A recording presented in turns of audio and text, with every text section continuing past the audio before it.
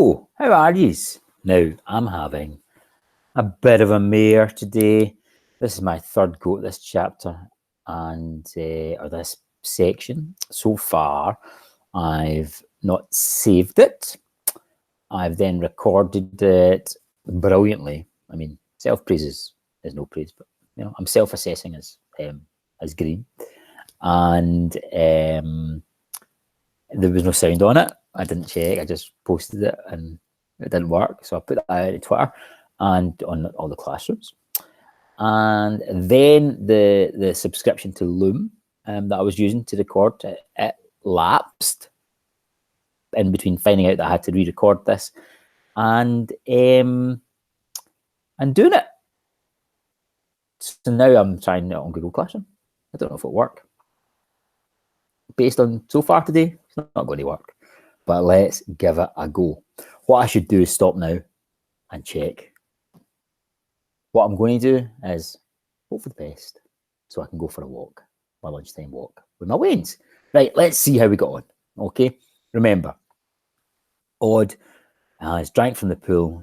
He's a bit sleepy. The bear's made a bed for him and he lays down and drifts off to sleep.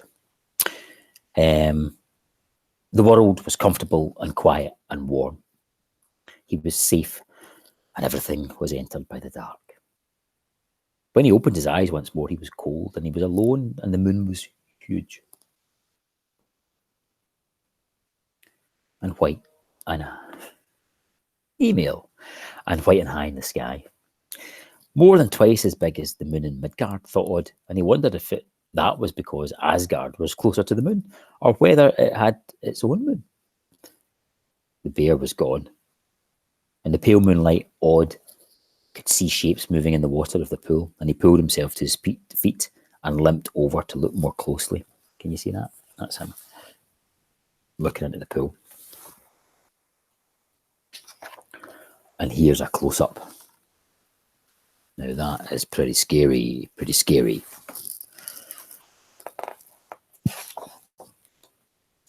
At the water's edge, he crouched down, made a cup from his hand and drank from it. The water was icy cold, but as he drank, he felt warmed and safe and comfortable. Another email. The figures in the water dissolved and reformed.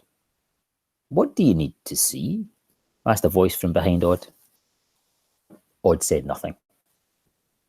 You have drunk from my spring, said the voice. Did I do something wrong? Asked Odd. There was silence. Then, no, said the voice. It sounded very old, so ancient, he could not tell if it was a man's voice or a woman. Look. In the water's surface, he saw reflections. His father in the winter playing with him, and his mother, a silly game of blindsman's buff that left them all giggling and helpless on the ground. He saw a huge creature with icicles in its beard and hair like the pattern the frost makes on the leaves and on the ice early in the morning, sitting beside a huge wall, scanning the horizon restlessly. He saw his mother sitting in a corner of the great hall, sewing up fat Elfred's worn jerkin. And her eyes were red with tears. He saw the cold plains where the frost giants lived, saw frost giants hauling rocks and feasting on great horned elk and dancing beneath the moon. He saw his father sitting in the woodcutter's cottage he had so recently left himself. His father had a knife in one hand, a lump of wood in the other. He began to carve, a strange, distant smile on his face. Odd knew that smile. He saw his father as a young man, leaping from the longship into the sea and running up a craggy beach. Odd knew that this was Scotland, that soon his father would meet his mother. He kept watching. The moonlight was so bright in that place, Odd could see what he needed to. After some time, he pulled out the lump of wood he had found in his father's hut and his knife, and he began to carve in smooth, confident strokes, removing everything that wasn't part of the carving. He carved until daybreak, when the bear crunched through the trees into the clearing. It did not ask what Odd had seen in the pool, and Odd did not volunteer anything. Odd climbed onto the bear's back.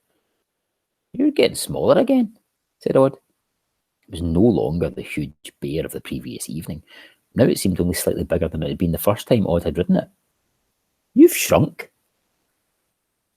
"No, I'm the same size that I was last night," said the bear, "but you have drunk from Mimmer's well, and you cannot expect to do that and stay unchanged." "Where do frost giants come from?" asked Odd as they bounded through the forest.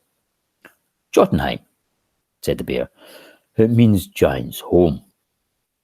It's across the great river. Mostly they stay on their own side, but they've crossed before. One time, one of them wanted the sun, the moon, and Lady Freya.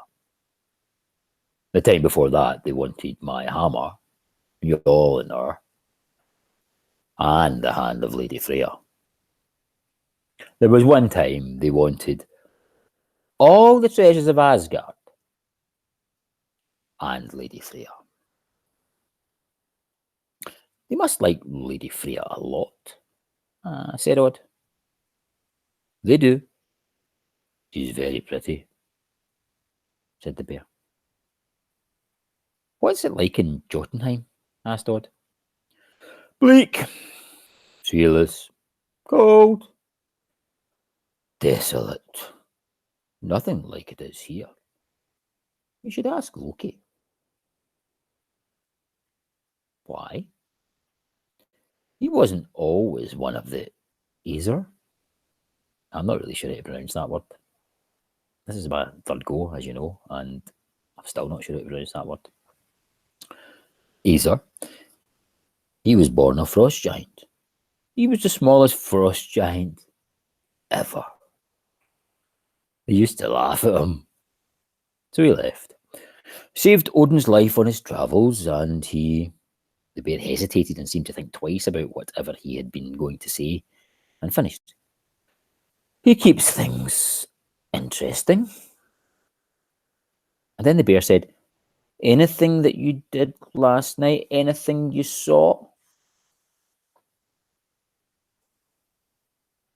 "Yes." The wise man knows when to keep silent.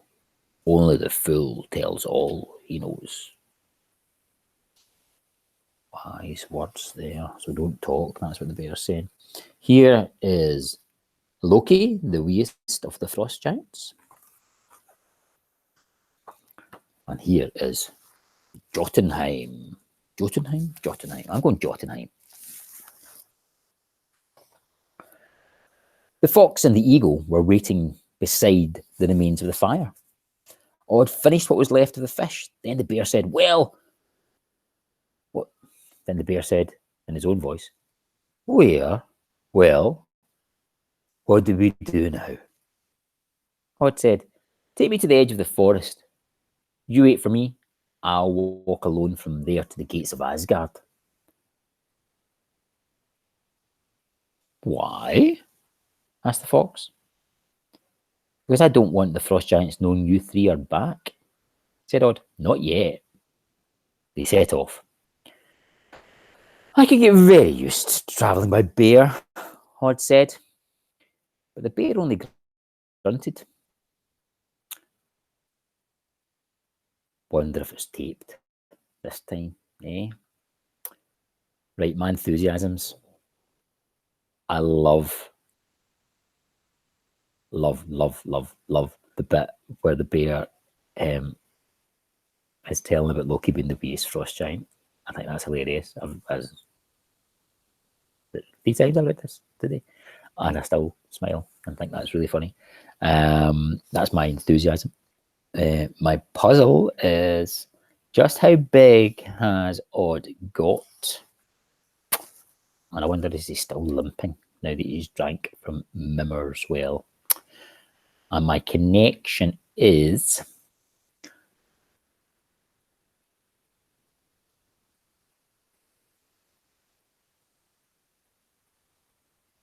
I have never ridden on a bear. I'm trying to think of the strangest thing that I've ever once when I was on my holidays in Ireland, went horse riding, and the horse was a pure nightmare. It just stopped all the time, and you're not allowed to encourage it if it's stopping to do a poo. So we were very far behind, and it was not very cooperative. I've not been horse riding since. That's my connection. Have a lovely day. If you've seen it, well done. It's a triumph. We've made it.